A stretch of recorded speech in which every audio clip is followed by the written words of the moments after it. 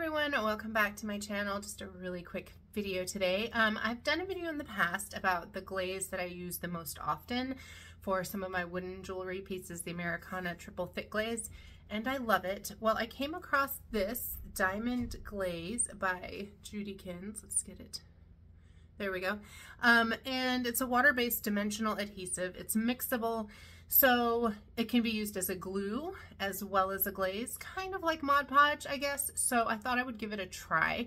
And well, it works well, but I'm gonna flip you guys around and show you what I am gonna be using it for and what I've decided not to use it for, what I'm actually going to end up using probably resin for in the future. So let's flip it around, take a look. All right, so in the past, I've done videos showing how I use resin for like these little earrings, pendants, etc. So you can see where the resin, this is my personal pair because the paper lifted a little and I didn't like it.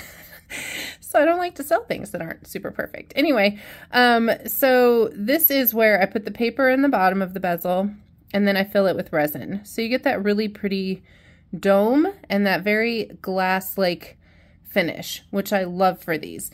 These do come with cabochons. I don't ever use the cabochons, this whole set of bezels, because I have always struggled with that. So I know some people are going to say, well, if you want it to look like glass, just use the cabochon. But often you end up with little glue marks or spots, which is very frustrating, especially for something like this, which is hand drawn and so one of a kind. And, you know, yeah, I don't want to end up with something that looks like poo. So, so this one I also used resin. All right, so I'm going to show you the diamond glaze that I used in this one. So I will say it's very shiny, right? I did this pair of earrings. This was my experiment pair, and I just filled it up. I just squeezed it straight out of the bottle, filled up the cup, and, well, okay. So I filled it up. I think it's fine. I think it's pretty, you know, I think it's okay. But for me personally, I will definitely be using resin for these. Just kind of compare them side by side. So this is almost too shiny for me, right?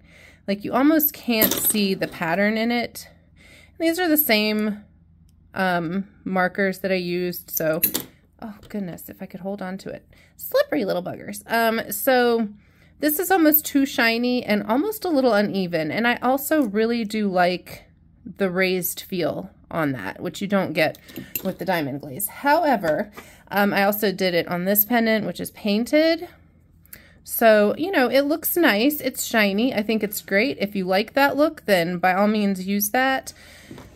Good to go. But for these particular projects, I'm going to be using resin for sure. Now, where I am going to use the diamond glaze, excuse me, which made my life a lot easier, was for these earrings.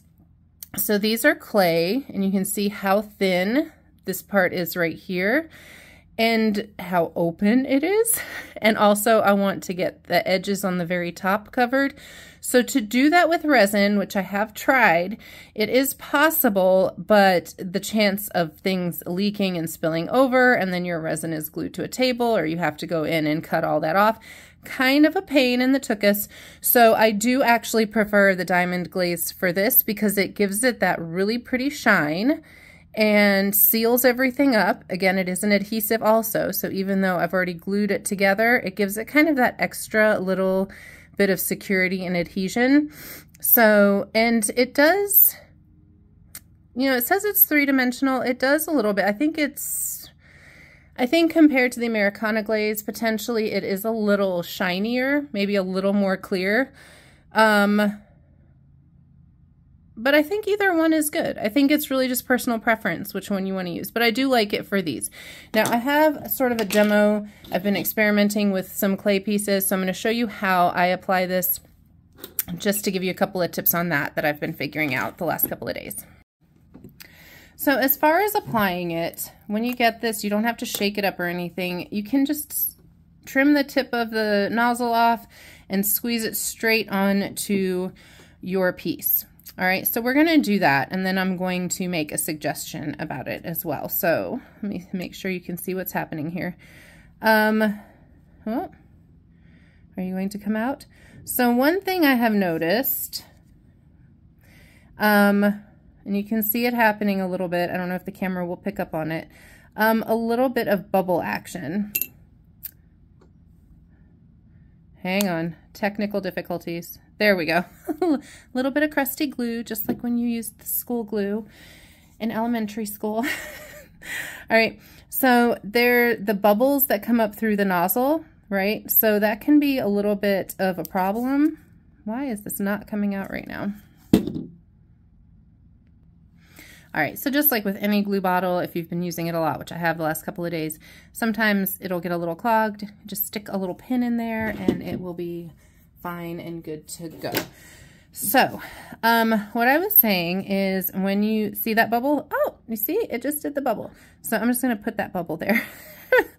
It does bubble up a lot coming out around the nozzle. I think that's just, it is what it is. So I'm gonna put that there in the center. Now I have used Posca paint markers on these, on the clay bits, which I'm really having fun playing with. And so one thing you want to make sure of is that everything is absolutely dry before you start adding this. It is water-based, so be aware what you're using to color your items with, because if you're using, say, a water-based marker and, you know, maybe it's not clay, maybe you're doing something on paper and you add this on there, you could just drip it on and leave it alone probably, but if you start moving things around, it is going to lift the color. Does that make sense? Because if you're putting water on something water-based, it's going to reactivate it. So what I'm going to do, and you see that little bubble right there. This does tend to bubble a bit, which resin can also, so can anything else, I guess. But I will come back to that in a second. All right, so I'm just going to gently take a popsicle stick, because it's what I just happen to have handy, and just move it a little bit over to the edges. Again, if you still have any wet paint at all, this step is going to smudge your paint around. I speak from experience, as I was experimenting last night and ended up blurring the cap of a mushroom. But it was an experiment, so I guess it's okay. All right, so there we go. And just kind of gently move it around a bit until the top is covered. All right, put that on the edge because I don't have a paper towel up here. So I'm just gonna clean up the edges, not a big deal. I would recommend, I just have my tile right here, but I have wax paper downstairs where I'm doing the majority of my work. Put it on like a piece of wax paper if you're worried about overflow. But you can see you don't need a whole lot, and then I'm just gonna let that dry. One thing I do love about this, and why I was really hoping that it would work for these, is that it dries fairly quickly. I think these were dry within maybe a few hours versus, you know, with resin takes overnight to cure. Now, coming back to the bubble situation, I just noticed some of the ones that I filled in this morning were developing lots of little tiny bubbles, which, so I think one thing that I will try to do and hope that it works is just take the top off, and instead of squeezing it through that nozzle, maybe just dip in with the with a popsicle stick or a thinner, you know, like a toothpick or something, depending on how small your project is, and then just going in and adding it in. Potentially, I'm wondering if maybe the nozzle is creating more air. I would not shake it up. I would let it settle, just kind of like how I've done in some of my resin videos. So I'm going to experiment with that and see if that works any better. Again, you can get bubbles with resin also, so it kind of is what it is. So all of that being said, I do like it. Diamond Glaze by JudiKins. I think it's a good solution for different kinds of projects. Just play around with it a little bit. like I said, I've been experimenting, so I always create little pieces that I know are probably not going to be brilliant, and you just have to take the time to do that. But I will post the link for this down below. I do have an Amazon affiliates account, so I will post my affiliate link if you want to give this a try. And then I will also post the link for these little bezel cups. They came in a set of these several different shapes along with the cabochons if you want to play around with it. And potentially this might be good to try with the cabochons. Again, that's just one of those things that stresses me out, so I don't do it, but I will post those links below for you guys to try. Let me know if this was helpful. If you're not already a subscriber, please subscribe, hit the like button, the bell button, all of those good things. And until I see you next time, go forth, be creative, and have fun. Bye.